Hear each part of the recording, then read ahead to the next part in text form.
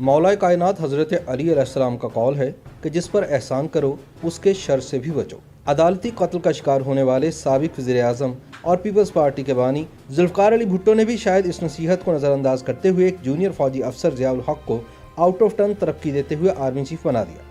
लेकिन बादशाह ज़िया उल हक पर भुट्टो का यह एहसान उनकी ज़िंदगी की सबसे बड़ी गलती साबित हुआ, जिसने इन्हें तख्ता-ए-दार तक पहुँचा दिया।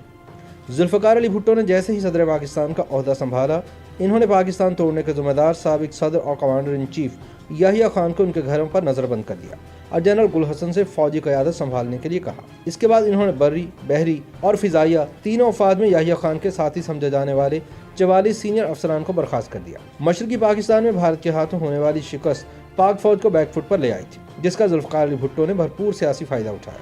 कुछ ही दिन बाद जनरल गुल हसन भी इनके दिल से उतर गए और इन्हें एक ऐसा आर्मी चीफ लगाने का मशवरा दिया गया जो अपनी मनमानी न करे और हुकूमत के अहकामात पर चले। ओवेन बेनेट जोन्स अपनी किताब the Bhutto dynasty struggle for power in Pakistan में लिखते हैं कि भुट्टो ने गुल हसन को बर्खास्त करने का हुक्म अपने स्टेनोग्राफर की बजाय अपने एक सीनियर साथी से टाइप करवाया।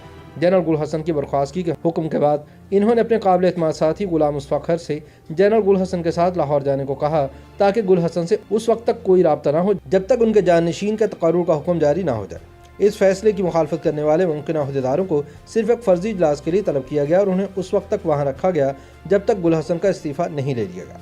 रेडियो टीवी स्टेशन पर पुलिस तैनात कर दी गई। गुल हसन के बाद भुट्टो ने अपने काबिल एतमाद जनरल टिका खान को पाक फौज का सरबराह मुकर्रर किया।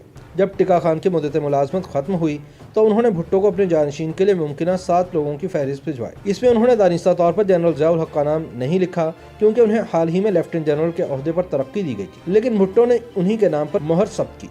ओवेन बेनेट जोन्स लिखते हैं कि कई बार जनरल ज़िया ने अपने मुल्क और फौज की खिदमत के बदले भुट्टो को तलवार पेश की। एक बार उन्होंने भुट्टो को न सिर्फ आर्मड कोर का तनख्वाह न लेने वाला चीफ कमांडर करार दिया, बल्कि इनके लिए फौज की मखसूस वर्दी भी सिलवाई। भुट्टो की सवाने इमरी में स्टैनले वॉलपर्ट लिखते हैं कि ज़िया ने कभी ये तासुर नहीं दिया था कि वो कभी फौजी बगावत कर सकते हैं। भुट्टो ने इन्हें कभी संजीदगी से नहीं लिया। वो अक्सर इनके लंबे दांतों का मजाक उड़ाते थे। इनके बारे में कहानी मशहूर थी कि एक बार ज़िया उल हक सिगरेट पी रहे थे। उसी वक्त भुट्टो कमरे में दाखिल हुए।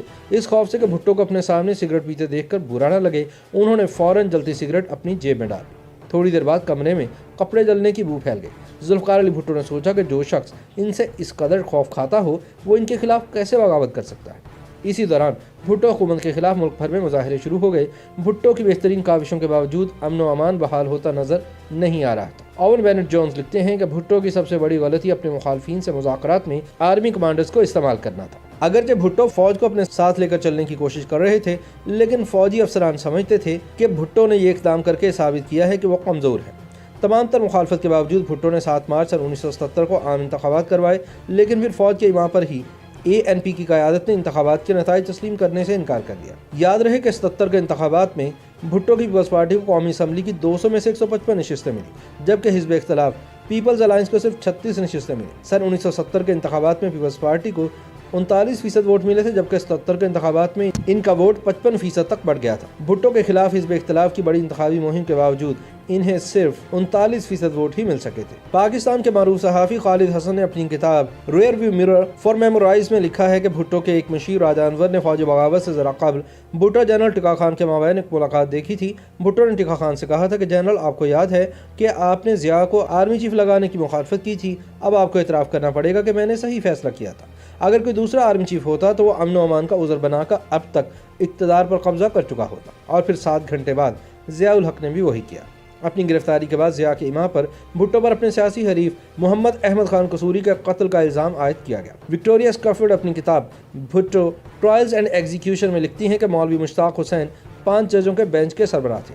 भुट्टो के साथ इनकी पुरानी दुश्मनी थी। जब भुट्टो इक़्तिदार में थे तो उन्होंने 2 बार जूनियर जजेस को इनसे पहले प्रमोट किया था। समाअत के दौरान जब भुट्टो ने अदालत में खुसूसी तौर पर तामीरशुदा कटहरे में बैठे जाने के हुक्म पर बरहमी का इज़हार किया तो मौलवी मुश्ताक ने तंज़िया लहजे में कहा कि हमें मालूम है कि आप आराम तलब ज़िंदगी गुजारने के आदी रहे।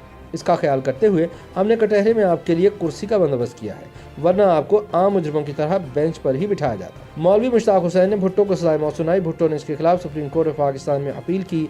फरवरी सन 1979 में सुप्रीम कोर्ट ने भी हाई कोर्ट के फैसले पर 4-3 के फ़र्क से मोहर लगा दी। ओवेन बेनेट जोन्स लिखते हैं कि इससे पहले कभी भी قتل کی سازش کے مقدمے میں موت کی سزا نہیں سنائی گئی تھی اور نہ ہی عدالت عظمیٰ کے ججز مجرم کی سزا اور جرم کے بارے میں متفق تھے۔ اس سزا پر سوالات اٹھائے گئے کہ ملزم کو اس وقت بھی قتل کا مجرم ٹھہرایا گیا تھا حالانکہ وہ جائے وقوع پر موجود نہیں تھا۔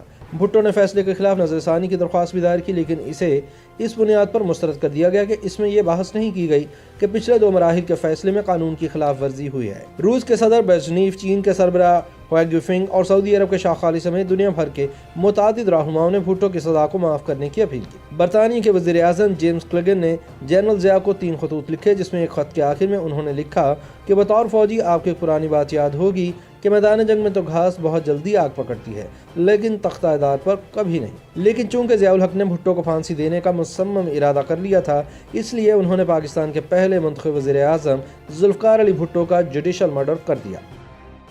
YouTube پر گوگلی نیوز دیکھنے کے لیے youtube.com کی سرچ بار میں googly news T V type کریں۔ گوگلی نیوز کے پیج پر سرخ رنگ کے سبسکرپشن والے بٹن پر کلک کرنا نہ بھولیے۔ YouTube پیج پر اپلوڈ ہونے والی ویڈیوز سے باخبر رہنے کے لیے بیل آئیکن پر کلک کیجیے۔ آپ کو ہر نئی ویڈیو کے بارے میں نوٹیفیکیشن موصول ہو جائے گا۔